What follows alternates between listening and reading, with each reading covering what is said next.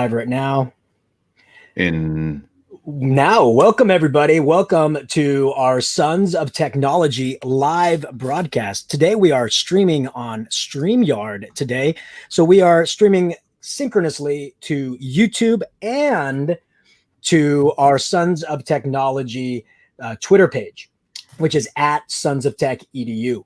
So you can definitely go there and see that streaming live. Now, Kyle, we really wanted to make sure we did this episode to salute organizations that inspire and lift us up. And those organizations are, for us, it's Q. Q has really turned us into amazing educators, and Q has made us just better than we could have ever been by ourselves. And we know Q is California and Nevada, and Q is going basically national with Fall Q coming up on October 22nd to 26th. But we know that many other states have other organizations that have made them better. So that's what we're going to be talking about today. We're going to talk about the stories from you of the organizations that have made you a better educator by belonging to them.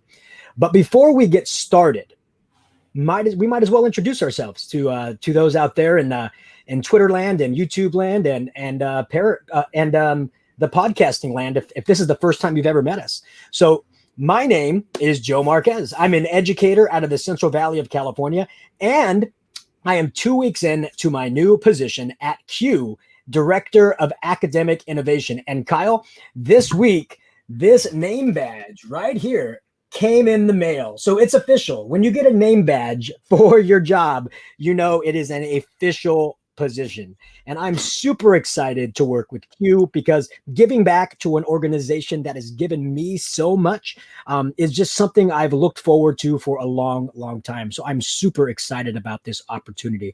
And you, my friend, have a great opportunity, not only at your new school district, but for the state of Nevada. Can you please explain to us what's going on there? Yes, but first, again, my name is Kyle Anderson. You can find me on Twitter at Anderson EdTech. Same with Instagram, my blog, andersonedtech.net. I'm also the author of To the Edge, Successes and Failures Through Risk-Taking. That can be found on Amazon and Barnes & Noble's website. And I am starting a new position as a special education teacher in Southern Nevada. I was in Northern Nevada for a couple of years, and I've returned to Southern Nevada where I got my teaching roots first 13 years. And you mentioned a couple things pretty exciting. One, especially with the state of Nevada, which I'll get into more in a second. But another exciting turn of events a little bit with my position is I found out what I'm going to be co-teaching, at least partially. I'm not sure of my entire schedule yet as of this recording, but I learned that I am actually going to be co-teaching algebra. I have not taken a math class in 20 years, let alone taught a math class. So naturally, I was a little apprehensive when speaking to my supervisor about it, but I'm actually very excited after learning about the reasoning behind why they want me to teach algebra. And first, my supervisor said, well, first of all, it's algebra, so it may not be something that you could do right now, but you'll start getting it because it's a more basic level math, for freshmen. So you'll be able to get it, especially because you're such a smart guy, which that was her words, not mine. So the other half of it, though, is that with my caseload, rather than giving me a group of students across all grade levels and potentially not seeing my students on a daily basis, they put me with all freshmen. That way, A, I can be with the same group of students for all 4 years of their high school career. And B, I'm going to have each of these students in my classes every day. So I'll be able to see with them. I'll be able to work with them rather than having to miss class time or prep time to go track students down and not really get to know my kids because I don't have them in class. So once that was explained to me, I was really super excited about this opportunity. So I'm still a little apprehensive about the math part because, like I said, I haven't taught math. I haven't taken a math class in 20 years. But at the same time, though, I'm always up for a challenge. I'm always up for a risk. I literally wrote a book on risk taking. Check it out. Shameless plug once again. So I'm really excited about it. I'm actually really looking forward to it. And I met my co-teacher that I'm going to be working with in that class, and she seems phenomenal, and she's really excited about everything. So it's a really great opportunity I have coming up.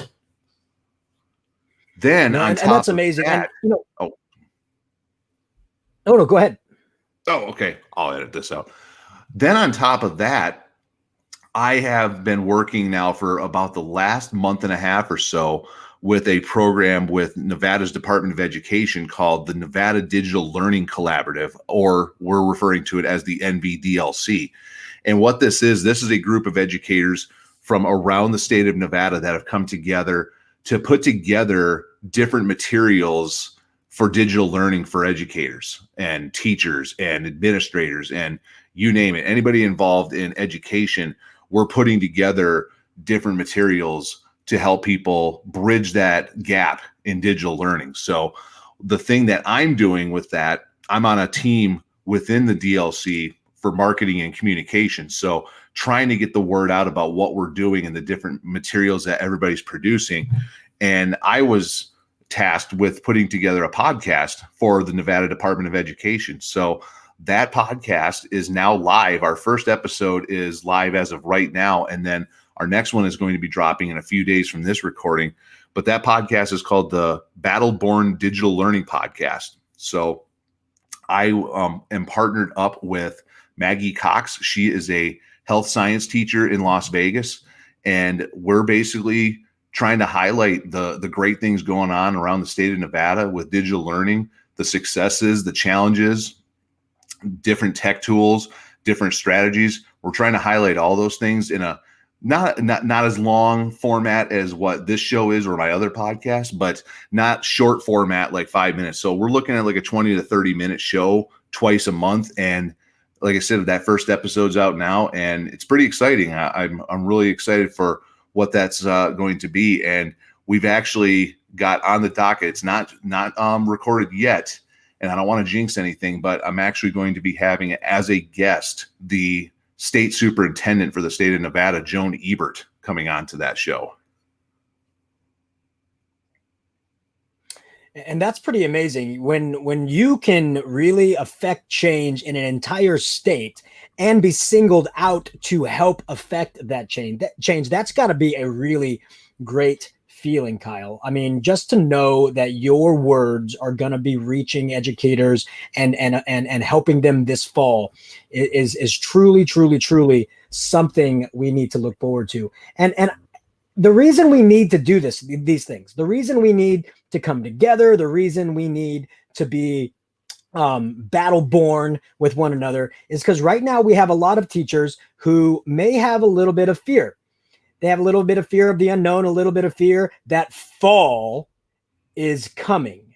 But we have to make sure that everybody understands that every year coming into the fall is unknown, right? Every year we go into the fall is unknown. We don't know the students we're going to get. We don't know the year we're going to have. We do have some plan for that fall, but it's always unknown. And right. And that's what makes teaching exciting is the unknown. And so we are if the unknown is exciting, then this fall is going to be the most exciting time in your teaching career. And I'm excited for it because that just means there's going to be so many amazing innovations that teachers are going to come up with and they're going to be able to share for future educators. So I'm extremely excited coming into the fall. But the key to all of this is coming together. Right? We talked that our last episode, episode 41, was about Q-munity, how Q, our organization, has really helped define who we are, has really amplified our voice, amplified our confidence in ourselves, and that confidence exudes to affect change in other people. And you had a fantastic idea to ask educators out there, how has Q changed their lives? Or how has another organization that they belong to changed their lives? And we asked educators to record on flipgrid.com/SOT. That's flipgrid.com/SOT to tell your story about how an organization has changed you. Now, even though we're having this episode right now, and if you're listening and you're saying, I didn't know we could record, you can still do that. We still want to feature your voice because every single episode, Kyle, what do we start off with? What is every episode starting off with? We like to feature the voice of somebody that has basically pledged their allegiance to the EdTech Army. So our informal group of people that have come together to exact change in education, to take risks, and to really just that whole hashtag better together thing. It sounds really cliche, but it's true. We are all better together when we come together. So, and you're right, we got a handful of great stories from people on Flipgrid, but it actually went beyond that. So there were some people that rather than recording a video, they just sent out a couple of tweets. I mean, we were getting stories from people from all over the country. I know there was a handful of people from MassQ in Massachusetts that they were tweeting out their stories and their experiences as members of MassQ. So it was really great to see all these stories, and I'm really looking forward to hearing these stories along with you, the listener, here today, because again, these are some really great stories about how these organizations have really changed them as educators. Absolutely. So, without further ado, let's hear the voices of educators that have seen change because of their organization. So first up, we have Tyler Keefe, and I'll talk a little bit about Tyler after he is done talking a little bit towards hello, you. Sons of Technology. My name is Tyler Keefe. I am a new technology integration coach at Sherman Elementary School, home of the Gators, here in Nampa, Idaho. We do not have a local Q affiliate, but I do want to talk about an organization that I am a part of here in Idaho. And that organization is the IETA, which is the Idaho Education Technology Association. Before all of COVID hit, all the distance learning, I had the pleasure of attending our IETA 2020 conference in February. And I can tell you it was an amazing time. And I just wanted to kind of go over some of the highlights of that conference, which leads to the Q community that you guys referred to in your previous podcast. Now, I've gone to plenty of conferences and trainings and all that, but nothing has ever got me connected or started to get me connected the way that IETA 2020 did. And while I was there, a lot of different things really blew my mind. I had a blast, went with a few of my coworkers, and it was just awesome. Now, one of the things that I learned specifically was we need to celebrate what we're doing and be proud of what we're doing. Oftentimes we tell our kids how proud of them we are, and it is true. We are really proud. But sometimes, as bad as it sounds, we've got to be proud of ourselves too. And after hearing Joe Sanfilippo give a keynote, my mind again was just blown at how some of the things he was talking about the branding, about the way we make a social media presence, all that stuff, and celebrate what we're doing was just awesome. That is why I use the background of our Sherman Gator, because I am proud to be a Gator. I have my hat on right now, and the hashtag that we use is "It's great to be a Gator," because it really is great to be a Gator. Now, while there was a lot of things that really made me think. Am I thinking about myself? What do I need to step out of my shell? Do I need to communicate with more people outside of just here in little Nampa, Idaho? And since then, the connections I've made have really blown up, which has been awesome. It's been amazing. I met some really, really cool people, awesome educators from around the Western United States, and even have some friends back east in Indiana now. Now, another thing, we don't know what's coming up next, but because of the communities that we're in, or the new communities, the new relationships that we've made, we have people around us that can help. And that is what I feel is really essential right now as we move forward to see, what is the fall going to look like? I know for us here in Nampa, we pushed back the start date for a week, and we are going to go from distance learning, online learning, whatever you want to call it, for at least the first 2 weeks. And we'll see what happens with the COVID situation after that to see if we can go to a hybrid or back fully. We just don't know. And lastly, the last thing I want to say about all of this with, the community that you had, we have the IETA community here, is we can do it. We can do this.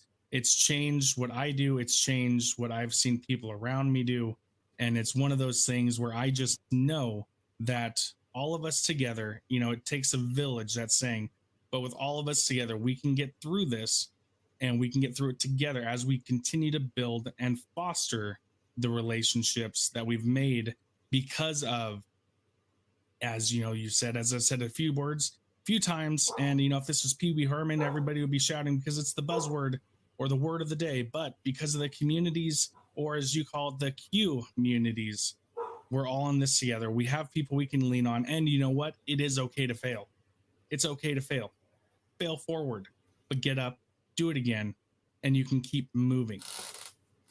But that is really all I wanted to share with you guys. Thank you for your time. Look forward to hearing your comments, and I will see you later.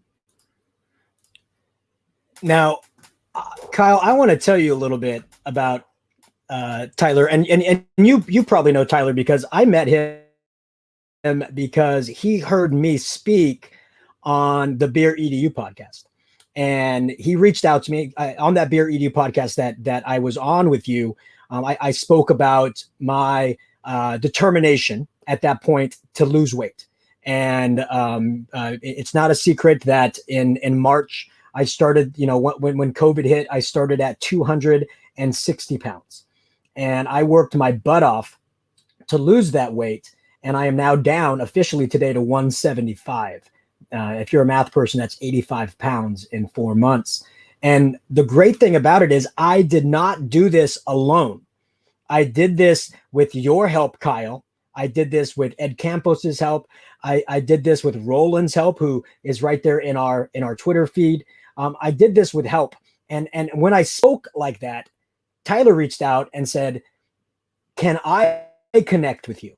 Can I be on? Because I would tell him I would connect with you guys on Marco Polo every morning, and you would be my inspiration. He goes, can I connect with you? I'm like, absolutely. And so from that moment, Tyler and I have talked every single day, asynchronously, mind you, but we've talked every single day. And that connection would not have been made without a community of educators willing to reach out and ask for help, or willing to help one another, collaborate with one another. So Tyler's story is amazing because he is a leader on his campus, and he is pushing the needle forward. And just by reaching out, we connected, and we're helping actively make each other better by telling each other stories of success and failures. So the story that Tyler is telling you is an amazing story, but the hidden story behind it is that by reaching out over social media and connecting with another educator, we're becoming better because of it. What do you think about Tyler's story? Yeah, like just his whole story about his connections, where at first it was just within his community, his immediate community, and then how it stretched out across like the region where he lives, across the Western United States. But now he mentioned talking now with educators on a regular basis and having friends in Indiana. So that divide, that physical divide of thousands of miles is no longer there as a result of those connections that are made. And this is exactly what we were looking for in a story, is how those connections have made people better educators. And Tyler is a great example of that, and how that divide has been bridged as a result. No, absolutely. And once again, his story of being opened up to possibilities at the Idaho Education Technology Association conference, that really helped him open up his eyes. And I have listened to every single one of these stories that we're going to share today. And one of the central themes is that an organization helped people realize what they are doing is important. An organization has helped people realize that they're not crazy and they're not alone. Because too many times we feel that way. And when we see outwardly that everybody else in these conferences or in these organizations are just as crazy as us, it's a really great feeling to know that we're part of something bigger. So I really appreciate that. And I appreciate Tyler's story. Now, I would love to introduce this next person, Jake Miller. I've been friends with him for many, many years. Before his Education Duct Tape podcast, before that thing has blown up, he's an amazing educator, a great teacher, and a really good friend, and an official member of the EdTech Army. So I would love to hear Jake's message for us on what has changed him in the community. Hey, Joe. Hey, Kyle. Hey, Sons of Technology. Hey, Sons of Technology family. This is Jake Miller, EdTech Army member, host of the Educational Duct Tape podcast, technology integration coach, and science teacher. And while I'm not a member of Q, I think the PLNs that I've been a part of over the last, darn near 10 years have really shaped who I am as an educator. They've shown me what's kind of possible outside of the walls of just your classroom, as well as inside of the walls of your classroom. And those PLNs include the people that I connect with on Twitter, the people that I connect with at my local technology conferences here in Ohio. And then some of us kind of have some, like splinter groups, like Twitter direct message groups where we all chat about technology things. The PLN that I've developed through the Educational Duct Tape podcast, and then the PLNs developed through other locations like the Sons of Technology. And one thing that I love about PLNs is it doesn't have to be the same for everybody. Like we connect with people that push us forward in an environment that works best for us. That might be a Facebook group, that might be a Twitter group, that might be a podcast, that might be a Voxer group, that might be an in-person group. But I do think that these connections really increase our power as educators, as professionals, as humans. I talk a lot about something called the adjacent possible, which is this idea. I didn't come up with it originally, but I like to talk about how what's possible for us is influenced by what's adjacent to us. There's a quote that kind of relates to it that says, go as far as you could see, and then when you get there, you'll be able to see further. And that's the adjacent possible to me. Once you get to that new location, then the things around you make new things possible. And a good PLN is like that too, right? Once you start talking to Kyle Anderson or Joe Marquez, the things that's possible for you are expanded by talking to those guys, right? Your ideas are expanded by their ideas, and their ideas are expanded by your ideas, and new things open up for everybody involved. And so the most important thing is to find a PLN that works for you, that pushes you, that supports you, and is in an environment, whether it's technological or in person, that best meets your needs, so that you can get what you possibly can out of it. That is a really good message from Jake, because when we think of an organization, we think of something like Q, or we think of something like TCEA, like an actual organization. But our Twitter PLN is an organization of educators helping push people along. And he's true, that adjacent possible of being next to an educator or with an educator who keeps pushing us forward. And then once we get there, we go forward even more. That's a really great message. What do you think, Kyle? Yeah, that expansion of the PLN that he was speaking of, and how you start talking to one person, but then how it can turn into speaking to several other people. And your initial question where you're looking for one simple answer, while he didn't directly say this, now you can come up with multiple different solutions to an issue that you may have just by talking to one person. So I could ask you a question. Maybe you don't know the answer, or maybe you give a suggestion, but then because so many other people can see it, they can put their suggestions out there as well. And now you have multiple solutions. And, he's spot on with that, where just that building that PLN, whether it's through an official organization, or I like how he mentioned like informal organizations like Sons of Technology, or some of the groups that he's a part of in Ohio, and how you can come up with all these different solutions as a result of those connections. It was, again, absolutely spot on what he was saying. Yeah, love it. And we all look up to Jake, and glad that we can walk together. One of my favorite references is walk with the wise, right? Walk with people that you want to become. And so that's what I've always done. That's why I walk with you, Kyle, because you make me better. I walk with Jake Miller and John Carippo and Matt Miller and all these people, because they make me better.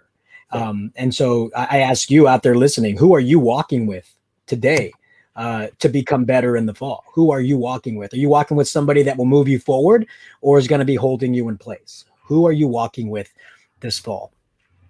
Now, the next person I want to bring up is Kim Calderon, or Crazy Sci Teacher, because she actually won the Leroy Finkel Award for Q a few years back. So she is a great educator. So I'm really excited to hear what she has to say about her experience. For me, Q has been the most amazing organization. And has led to so many great friendships. I'm a super introverted person, and so it's actually really hard for me to go up in front of people. And I remember my very first Q experience was going to Q Rockstar Tulare, and I got to meet Will Kimbley, who, after talking with him and telling him what I was doing, was like, "You have to present at Q." And so I applied and I presented, and it was really amazing because, like, I'm presenting Saturday at like 8 a.m. and Will is sitting there in the front at my presentation. And it's just that community that Q has, that Q builds, which is really why I keep going back for more. And then in 2017, I submitted for the Leroy Finkel Fellowship, and I won. And through that, I was able to really realize that what I'm doing with my students and what I'm doing in the classroom really is kind of worthwhile. And yes, I may be the crazy person at my school site, but there are so many other crazy people out there. And now I have friends from all over the world. You know, I sit there and I think right now, especially, I think my coworkers got a little bit tired of me saying like, "Oh, check out what my friend Joe's doing over here, and what my friend Susan's doing over here, and what my friend Kelly's doing over here." And everywhere we go, I wind up having somebody that I can meet with and I can talk to. And if I don't know about something, I know where I can go to get help. And Q has really done that for me and really solidified. And I think my favorite part about being, you know, part of Q is that we show up and we see each other maybe twice a year, right? At fall Q and then at spring Q, but it's like we've never left. We get there, we hang out because we talk to each other all the time. It may not be face to face. It may not even be like Zooming, but we're talking to each other in our PLN, on Twitter, on Facebook, on Instagram, and we share our lives with each other. And we really are friends that are more like family. And I think that's what I've got out of Q. And I really appreciate all that Q does to bring people together. Now that is a really great story as well, because I love that Kim started off by saying she is an introvert at heart. But I have seen her do a keynote. I have seen her present, because when you are with people that support you, when you're with people that lift you up, you can come out of your shell and be a brand new person, right? And we teach that to our students all the time. When we celebrate each other, when we lift each other up, when we know that we can all speak positive words in our classroom to one another, we become better for it. And Kim is a great example of what a group can do to break you out of this mindset of being an introvert to be somebody that can help others. Yeah, I'm starting to hear this theme from a lot more people, the whole idea of being an introvert. So many people that I've been connected with, that once you get to know them, you start hearing this story about, I'm usually really shy and I'm an introvert at heart, and I would much rather just stay at home on a Friday night, those kinds of things. So many people that's their story, but then you would never know that based on how you get to know that person, because so many people that I've connected with, they seem to be so outgoing and comfortable in front of people when honestly they're really not. But again, because they feel comfortable, they feel that they're in a safe environment amongst the people that they've connected with, they're able to quote unquote come out of their shell a little bit. So Kim is not alone in that. I've heard this come from a lot of different people, and I personally cannot relate to that because I'm definitely an extrovert. I have no issue whatsoever being in front of people and whatnot. But again, it just shows the power of these organizations and building that network of people, like what it can do to a person's psyche by making them that comfortable to where it's not even an issue anymore. It reminds me of this documentary that came out about 4 or 5 years ago. It won an Academy Award, called Waiting for Sugar Man. And this documentary was about a bricklayer who back in the 70s recorded a couple albums. They never really took off. And so he quit his music career and then went and just became a laborer. But unbeknownst to him, those records made it over past the Iron Curtain, and they were like contraband. And the teenagers in behind the Iron Curtain would listen to it and love his music. And he ended up becoming a rock star in this other country without him even knowing it. And in fact, there was like a story that he had died. And then when he found out that he was a rock star over there, he would fly over there and perform in front of stadiums of people. And then he would go back home to America and he's back to being just a bricklayer. Sometimes I feel like that when I go to Q. I feel like I'm a rock star when I'm at Q, and then I come back home and I'm just a normal person. And so Q, that organization, brings out the rock star in all of us. It truly does. And it can take somebody who's very quiet and reserved and turn them into an amazing, outwardly spoken individual. And that is a great story of growth. And I do want to say one more thing about Kim's story, because she talked about Will Kimbley. He lifted me up as well, and he inspired me to keep presenting when I was with CBQ. But I have to tell you this, I'm not entirely sure he knew who he was talking to. At times, I think he thought I was Ed Campos. So I don't know if he was trying to lift me up or Ed Campos up. So that's a funny little story right there. I'll never know the truth now. But when I look back, I go, maybe he actually thought I was Ed Campos the whole time. That's pretty funny. This next video I'm really excited about, because it is our friend, our great friend Roland from Canada, and he is a great Q member, even coming from across the border into Canada. So I really am excited to hear his story of growth and community. Hey guys, thanks for the opportunity to talk about community and what it's meant to me in my learning. So for me, Q has been a powerful force for my professional learning since 2014. Back then in 2014, I got to go out to California, to Mountain View, to the Google Teacher Academy, where all my lead learners were Q members. And basically Q was running the Teacher Academy at the time. So that was my first introduction to Q formally. I guess before that I was a little bit aware of it, but not really until I got to learn from lead learners that came from Q. Since that time, since the summer of 2014, I've had lots of opportunities to interact with Q members, and they've always been very helpful. I'm in Canada. I'm not out there in California yet. The Q members have always been very open to me and very helpful. I guess my most recent experience with Q was CVQ's conference around A New Hope, assisting us with like the COVID pandemic and distance learning, remote learning. And that was a wonderful experience.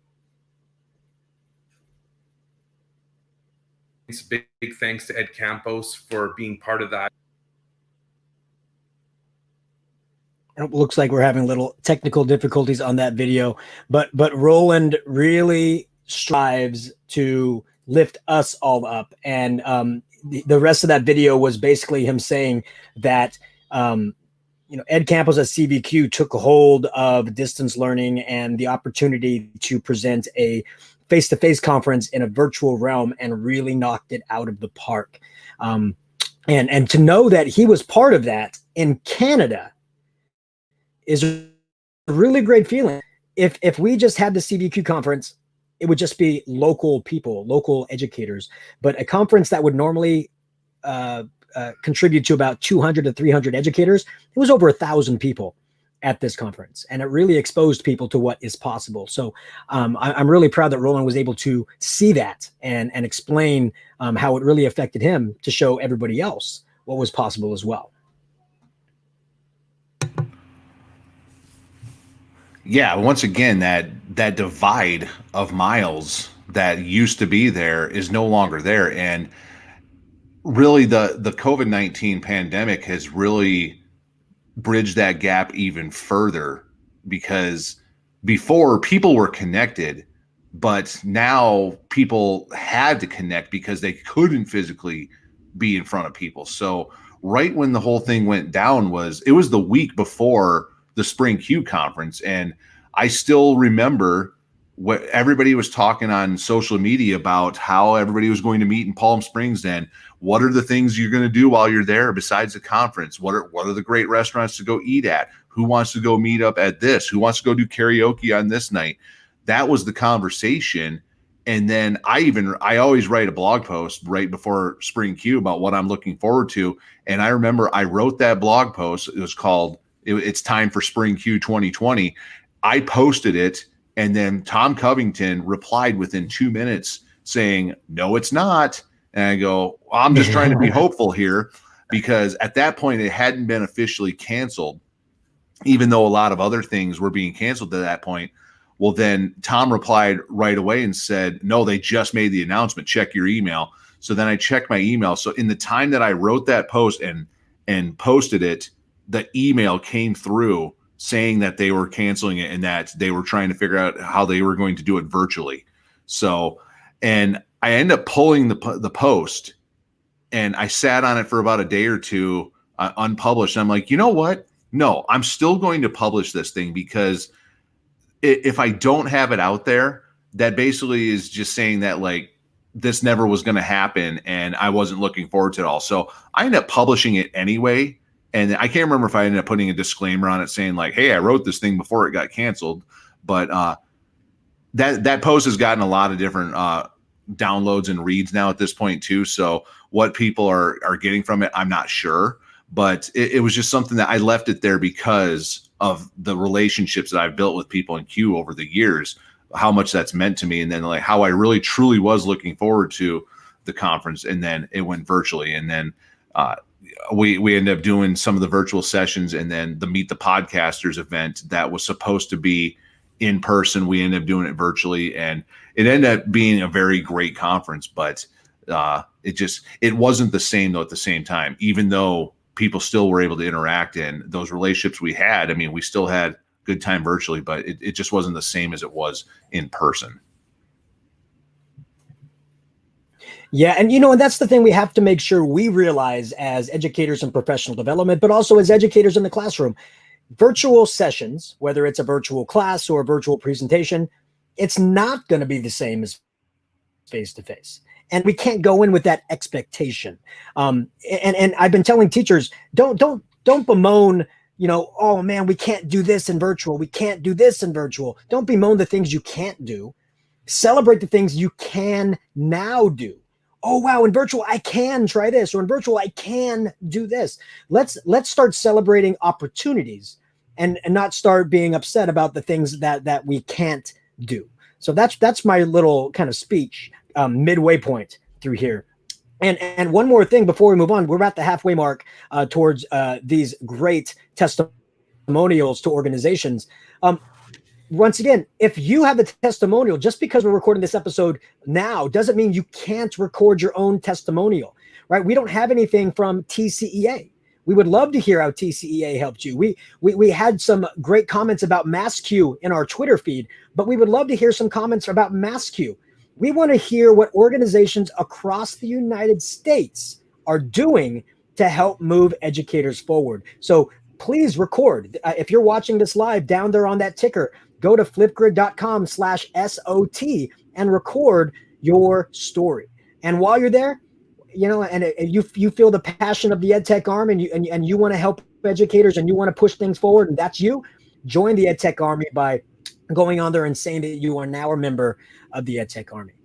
So next, I want to go ahead and introduce John. John Van Housten is a great educator. He has multiple podcasts, a great STEM teacher in the past, but also a great history teacher. And Kyle, I know history is close to your heart. So he has a great history podcast that you should definitely turn into. But John is going to tell us about his Macau organization. Hey, Sons of Technology, John Van Dusen from Kingsford, Michigan, and we have McCall, or the Michigan Association of Computer Users and Learning. And I think the first time I went to a McCall conference was 2017, and the way I look at it, they really do three things for us having these organizations. The first is they give you new ideas to try, things that maybe you've seen done on the internet, or maybe you've seen other teachers do it, but you're able to go to conferences and watch somebody who uses it in their classroom and find different ways that you can use it in your classroom. The second thing I really think it does is it really inspires you. Things that maybe you haven't done before and maybe you didn't see there, but going to a conference or talking with someone really gave you an idea of how to do something else. I know when I was at McCall, it really inspired me to blog. And then I went to McCall again, and it really inspired me to start a podcast. And now I have a couple different podcasts with America's Start, which is basically just my history blog, word for word, and also the STEM Teacher podcast, which I've kind of drifted away from due to not teaching STEM anymore, but still it's out there and it's great content, and hopefully it's helping other people. And the third thing that McCall really did for me is the relationship part. You see these people on Twitter, or you hear about them in different organizations, and you get to actually see them and put a face to the name and shake their hand and really kind of pick their brain on the individual level. And whenever you take a group of people who are all very passionate about the same thing, whether it's football coaches, whether it's my time in the Army, or computer users and learning and teaching, you really get some great relationships that are built, and some really great dialogue that happens around what we're all here for, and that's educating kids. And that's an amazing story, because he came from a Army background, and he went into education to change the world. So he's been changing the world for a long time, and this McCall organization has helped him do that. And Kyle, you have to have a soft spot for McCall, because you're from Michigan as well. Well, I'm gonna let you in on a little secret. John is one of my best friends. John and I went to college together. I met him as a freshman back in 2000. He lived on the same floor as me in the dorms, and we became really good friends in the dorms. And then, unbeknownst to us, the summer before our third year in school, and when we could move out of the dorms, when we got apartments and everything, I'm moving into mine, and I hear him call my name from a balcony of apartment in the building next to where I was moving into. So he was next door to me for 2 years. And then our last year in school, when I was getting ready to finish up and he was getting pretty close to finishing up as well, he actually ended up being my roommate. There was a bunch of us that got a house our last year in college, and he was my roommate for a short time.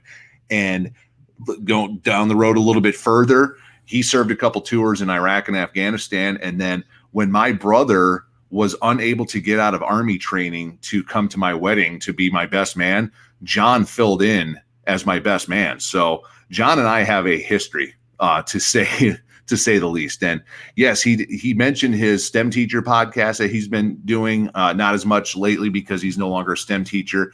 His America's Start podcast, he's broken down the Declaration of Independence, and he's in the midst of breaking down the Constitution at this point on his podcast, which is great. He also has another one called the Kingsford Flivver Flash, which is the high school where he coaches football. It's about his football coaching and his players and the community around football. So he's doing all sorts of things. And I distinctly remember his story of how he got those things started with McCall, where he went to a session at McCall. I believe that one was in Detroit a few years ago. And he basically went home and started the STEM Teacher podcast because of a session he went to. And then when he was starting to hit snags, he was talking to me. He was talking to other people that he connected with on how to make his show better, on equipment that he could use for podcasting and other things. And then once he got back into teaching social studies, which he had done early in his career and then returned to it, he was connecting with people on content, on strategies to reach a group of 8th graders in his classroom. So, like I said, I could tell you this guy's life story all over the place because I know him so well. But again, it's just more proof what these kinds of organizations and what a network can really do for you as an educator. And that's a great story. Friendship is key. And then when friends go into the same, I would say when friends go into the same profession, that's got to be a heartwarming situation, because you can just talk and talk and talk about history, not history like John does, but like the history that you've had as friends, and now the future you all have as educators. And you know, one of the things that I've never experienced is that, like, I have friends, but my lifelong friends from when I was growing up, none of them have become educators. And so a lot of them think I'm like weird, right? They're like, what do you mean you're doing this and doing that? And it's odd, because I can't talk to them about what I do. And I can talk to you about that. So you having somebody like John from so far back, I mean, that has got to be an amazing feeling and an amazing friendship. So I'm very envious of that. That's amazing. Yeah, if you go back to my college, my roommate that I had for 4 years in college, he's not an educator per se, but he is the director for a juvenile detention center in Michigan. So there's a lot of education involved in that. And then that last year when John and I were roommates, we had some of our other roommates as well. One is a nurse, one is a teacher, and then the third one, he's an accountant, but his wife is a teacher. So basically all this circle of people that I lived with and was connected to in college through who I lived with, there's educators all over the place. So I'm very fortunate to be able to have that circle. No, that's fantastic. I love that story. And does John ever come down here to visit you? Because I would love to hang out with him. I'd love to see that conversation happening in real time. So John and I have been talking about, once things settle down, about how he wants to come back out and visit once again. But the last time I saw him, shortly before I moved from Las Vegas to Reno, it was about a week and a half, maybe 2 weeks before I was moving. One night I went to bed, it's about 10:30. And then at 1:30 in the morning, I thought I heard the doorbell ring. I thought I was dreaming. Then I heard it again. And now I know it wasn't dreaming. And I'm like, I'm not going to answer the doorbell that at 1:30 in the morning. That nothing good can come out of that. And my wife gets out of bed. I'm just like, you better don't go answer the door. So she leaves the room, and then about a minute later, she comes back and says, I need help at the door. I'm like, you answered the door? So I come out, and I'm wearing, like, I think I was wearing boxers. That's it. I come walking out, and I've got my fist clenched, ready to just knock somebody out at the door, because I have no idea what is going on. I walk to the front door, and I basically say something along the lines of, can I help you, sir? And it was John and his son. My wife and he had been planning for weeks ahead of time for him to come out and visit and totally surprise me. And he was originally supposed to be there at like 9:30 or 10 o'clock, but storms across the country on the flight out delayed him being able to land. And he didn't end up getting in until 1:30 in the morning. And totally one of the biggest surprises of my life. So we still have a nice little laugh about that. But yes, he does want to come out west again and visit. And when that happens, I will definitely let you know. Absolutely. I will make that trip to Las Vegas, and I would love to hang out. He sounds like an amazing guy. I mean, if he's that close to you, I know he's an amazing guy. So that's a great story, Kyle. I love this. And I wouldn't have known this unless we did this story. So this is great. So it's uplifting all the way around. I want to next introduce Angela. She is part of the OCQ, which is going to be doing a great event here coming up in the next few months, which I'm going to be a part of, by the way. So let's hear from Angela how Q and OCQ has changed her. Hi, I'm Angela Barnett, and I'm going to share how Q has benefited me. So not only does Q offer mini conferences and larger conferences where you get to be exposed to what other educators know, it has also allowed me to present to educators as well and share the things that I know. But the biggest aspect for me was creating relationships. So I have met some of my closest friends through Q, and people who don't live near me, not even a quick drive, but basically somebody that I can call, have hour-long conversations with. And these people have really supported me during this emergency teaching. because they've listened, they've given me feedback. It's been amazing. So I am so grateful to have created friendships with people that I would have never even have met if it wasn't for attending a Q event. So thank you, Q. And man, the Q is like a family reunion when we go to fall Q or when we go to spring Q. I mean, it's like you haven't seen somebody face to face for months, but it's like you haven't missed a beat at all. And like some kind of magic happens when you're at a Q conference because everybody is approachable.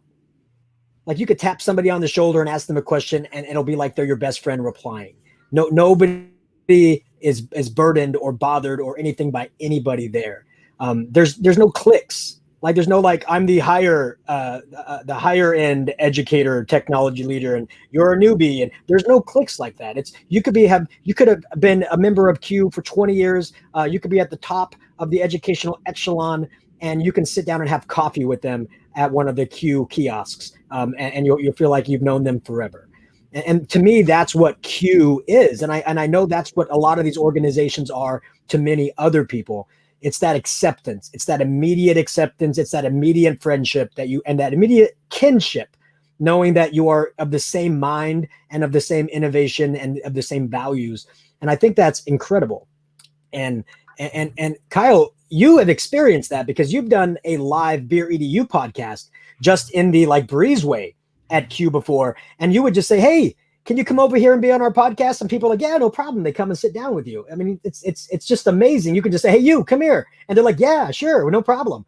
I mean, what kind of experience can you tell people about that? I mean, just being able to call people over and then be like, yeah, I'll be on your podcast. No problem. Yeah, it was a lot of fun. Ben and we sat down on one of I couldn't even believe there was open chairs and a small table. So we happened to grab a spot. We set up the microphone. And as we saw people walking by, we just would shout out, hey, you want to be on? And people came on and talked. They had no idea what we were about. We gave them the quick, like 15-second elevator speech about what our show was. And they're like, yeah, I'll do it. So, and they come on and just, I remember we asked them who they were, where they were from, their best experience from the conference thus far, or what they were looking forward to, and then what drink they used to unwind with at the end of the conference. And we had an absolute blast with it. So, and to really kind of build on what you were saying with the where everybody seems to be an equal in an organization like that, the one that really stands out to me the most is that a lot of times when you interact with people that are in administration, you sometimes will get this air of, I'm in administration, I can't interact with you now, or I'm in administration now, so that means I'm above you kind of deal. And throughout my career, I never felt like I could really interact with administrators on a more personal or equal level as a result of that, whether it's a conscious or subconscious effort on their part to be that way.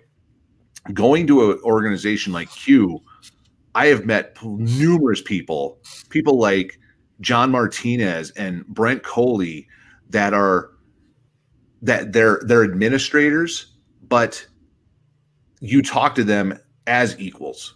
And it's one of those deals where, like, if I ever moved to your neck of the woods, to be able to work with you would be absolutely amazing.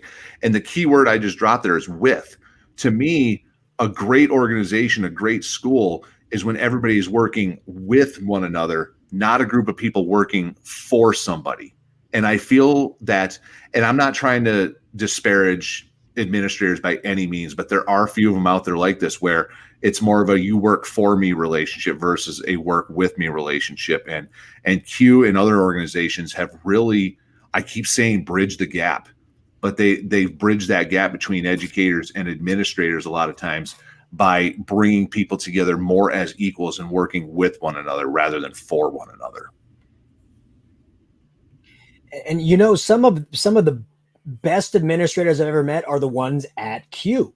right? Because they embody that exact same mantra. And I'll tell you right now, if you're looking for a model administrator, a model district on how approachable administrators can be, look at Val Verde Unified, and Mike McCormick, the superintendent over there. Just an amazing bunch of people. That he has full confidence and full support of their TOSA team of Phil and Greg. They're like the dynamic tech duo. It's just an amazing feeling because titles don't matter. Experience and willingness to try is what matters there. And that's extremely important. And so yeah, I know you're not trying to disparage anybody, but you're just trying to bring to the fact that a superintendent should be approachable. A teacher should be able to email them and say, hey, this. I mean, and I'll tell you what, I did get in trouble one time because I was trying to contact my superintendent and tell them how excited I was about putting on a Digital Citizenship Monday where everybody was doing digital citizenship that day. And I wanted her to come and see. And I had told my principal, I was going through the channels. I told my principal, hey, can you email our superintendent and invite her to this day? He goes, yeah, no problem. And then that was like a month out in advance. And 2 weeks before I said, hey, have you emailed? Oh, no, I haven't yet. And then a week, have you emailed her yet? No, not yet. So I said, I'm just going to do it. I'm just going to email her because I know it'll be done. And then when I did that, I got in trouble. You're not allowed to email the superintendent. Sorry, I tried to go through the channels. But I wanted her. I'm proud of what our teachers are doing. I'm proud she needs to be there, right? She needs to see the amazing thing our teachers are doing. And so I took the initiative. And guess what? She showed up. She came. She watched. She saw. We conquered. We did a great job. I'm so proud of my teachers.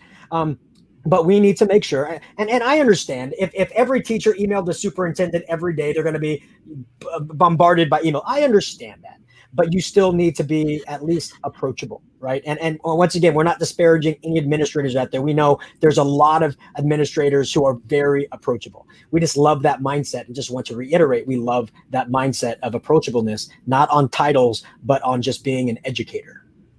And we'd be remiss if we did not mention Pam Hernandez, the Q executive director.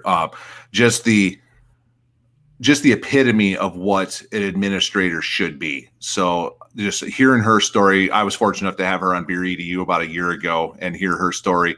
And just one of the most approachable, nicest people you would ever met, that at the same time, though, she means business and she gets things done. And if she ever was to, say, for example, move to Las Vegas and become a principal at school, I am dropping everything and going to work at her school because that's just how much respect that I have for Pam Hernandez.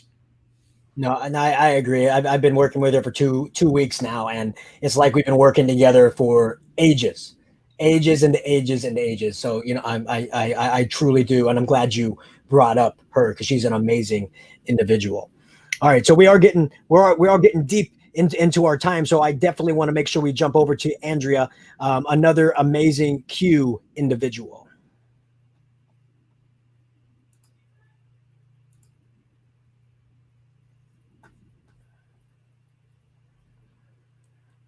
There we go.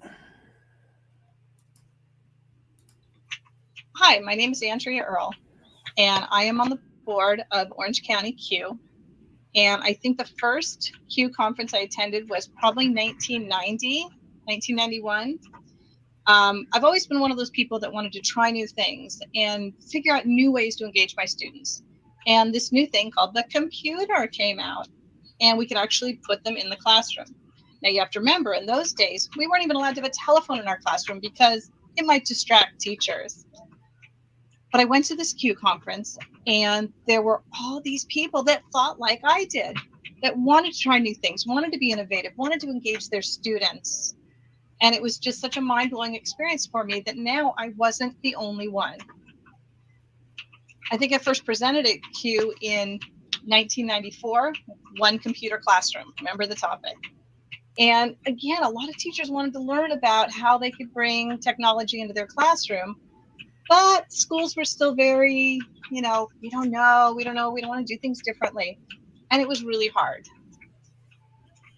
Today, really exciting times that all these people are now seeing the value of technology in their classrooms. They're seeing the value of teaching differently, of meeting students the way we are. So while COVID-19 has kind of put a crimp in a lot of our lives, it has also been the impetus to help get teachers off the couch, if you will, and help them be more innovative. And I really hope this momentum continues. And Q has been a big part of that for me. Man, I know we've said this multiple times on this podcast, Kyle, but there's a fine line between the crazy man on the mountain shouting and the prophet on the man, or the wise old man shouting on the mountain. And it's all about perspective and situation, because for years we've been shouting and showing and sharing and all the other S words that we can think of, trying to get technology to be at the forefront in education. And there's been a few things that have made this happen. One is state testing going digital. If state testing had not gone digital, I would be far pressed to imagine that technology would be where it is today. A lot of schools bought computers just to be tested on, and then teachers are like, "Well, we have these all year long. We should be using them all year long." And we saw that growth. And what Andrea is saying about this COVID pandemic forcing us now to the front, and everything that we've been saying for years is now being listened to.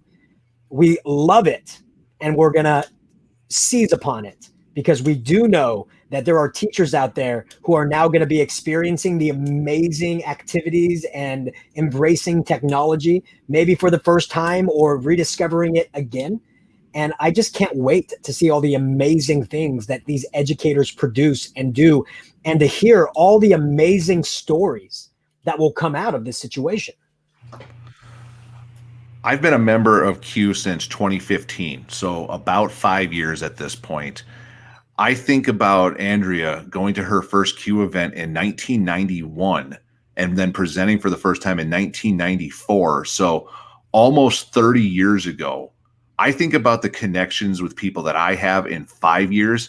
I can't even begin to fathom the connections that Andrea has made in nearly 30 years of going to Q events. That to me is just mind-boggling. So Andrea, when you're listening to this, I would love to pick your brain a little bit further on just your connections and whatnot, because that is just amazing to me. So thank you so very much for sharing that story. That's just, again, mind-boggling.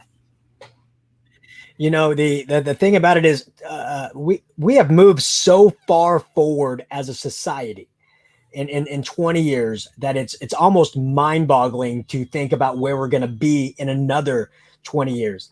I was reading a book today, and when I was reading it, the book had to explain. It said, in the early 21st century, music was only available on CDs and tapes and far removed from vinyl and 8-tracks. And I'm thinking to myself, the book has to explain that, right? Because there's some readers that have never experienced having to go to the store like Sam Goody's to buy a CD to listen to one song. There are students who have never experienced having to pedal their bike down to Blockbuster Video to rent a movie that then has to be returned. We are now at the epicenter of a moment where we have to explain this to students. I can only imagine 20 years from now, there's kids going to be going, "Hey, Grandpa, tell me about the time when you only had one computer for an entire class. Hey, Grandpa, tell me about the time when you had to leave your classroom to go to something called a computer lab," right? I cannot wait for the day when kids are like, "What do you mean you don't have a device? What do you mean you haven't integrated? What do you mean?" I can't wait for that day, because it's going to come probably faster than we can imagine. But hearing Andrea talk about her first presentation in 94, right? 26 years ago, good Lord, that makes us feel old. Just amazing how far we have come from that moment. And I'm excited. I'm excited about where we're going. Truly excited. And I'm so happy that we have so many teachers that are jumping on this innovation train, right? Because we've been selling tickets. That had so many empty seats for so long. And now that train is full, and we got a line being, a waiting line to get on this train. And we are so excited about that. We'll wrap this one up and get into our last one with one last thought. Be kind. Please rewind. in reference to your blockbuster. Absolutely. Like, nobody knows the pain of renting a video cassette and going home and realizing you have to wait another 5 minutes for it to be rewound before you can watch it. Yeah, that's a pain that does not have to be heard anymore. Or so when here's you go to Chris, our Blockbuster final. and- oh, sorry. So here's our last Chris. Oh, Keep geez, going. It's I'm it's doing loading. some editing here. So just introduce our next video. I had to start of technology. just This is introduce Chris our next Malia one. from Lakewood, California, teacher in Santa Ana Unified School District. And I've been a beneficiary. So our next video is from California, Chris, teacher and I in wanted to San- save him for last because he has a great message. Hey, Sons of Technology. This is Chris Moralia from Lakewood, California, teacher in Santa Ana Unified School Can District. you pause it for a second? And I've been a beneficiary of all of the Q. Paused. You were talking over top of the video starting. So if you want to just introduce it again real quick and then hit play. I got to do some editing on this now anyway, so don't worry about it. But yeah, you were saying like, and here's our last one, and it was already going. So if you could just do that real quick. Gotcha. And you know, you everybody watching live, you're watching a live recording of a podcast that will be edited and published. So you get like the behind the scenes of all these little things. So yeah, so we'll go back to this beginning. So record before. Absolutely. And there's going to be lags, right? There's going to be lags. So we, you know, it's about taking risks. Hey, you wrote a book on that, Kyle. Okay. So this next video I wanted to save for last because Chris has a great message to end us on our celebration of you. So without further ado, Chris. Hey, Sons of Technology. This is Chris Moralia from Lakewood, California, teacher in Santa Ana Unified School District. And I've been a beneficiary of all of the Q sessions, from the Q Rockstar sessions to the Q Bold, been a presenter in the many of those CQs. Also been a recipient of chapter teacher of the year. And so I can tell you that Q has had a tremendous impact on my teaching. Always been a techie, but the people in Q, it's a great community. I'd like to give a shout out to especially the people that are in the Rockstar community. As a social studies teacher, I've attended the Rockstar sessions at the California Council of Social Studies conferences in San Diego and in Costa Mesa. And we have a really good community there. They're always sharing their resources and sharing their latest and how they are integrating technology into their curriculum. And it's just, as I tell people, it's the best staff development you can get. And much of these people are sharing their resources or files, whatever they're doing, and it's free. And all you have to do is spend a little time. I want to give a little shout out to Joe. Joe, I just stumbled upon you, and I stumbled upon your website as I was looking for some hacks with Jamboard, and also being a big Flipgrid user, that and with Pear Deck. So I really like that lesson of integrating a lesson within a lesson. That was from one of your posts a while back, but a Pear Deck lesson within a lesson. So you guys have been had a tremendous impact on my teaching, and I thank you for all of you that you've done. And I wanted to end on Chris's message, not only because he lists a lot of great organizations that helped him become a better teacher, but it comes full circle to us, Kyle, to why we do what we do, right? We are not an organization. We are a group of educators willing to share knowledge and collaborate for free. We don't ask for money for anything that we produce. We fully share any slide deck with our participants for them to take and reuse with their staff members. We don't ask for anything in return except that they return the favor when it comes their turn to share. I wanted to mention this because Chris said he had no idea who we were, and he stumbled upon myself because he was looking for hacks. And I'm known for the hacks. But through that, he found the Sons of Technology, and he reached out and he recorded that he is now a member of the EdTech Army. And I had to reach out to him and give him some free stickers because of that. The story is, you may just be talking into a microphone, but you are making a difference. You are making connections. You are making friends. And that is the world that we live in. Your story is valuable. Your educational background is valuable. Your failures are valuable. Your successes are valuable.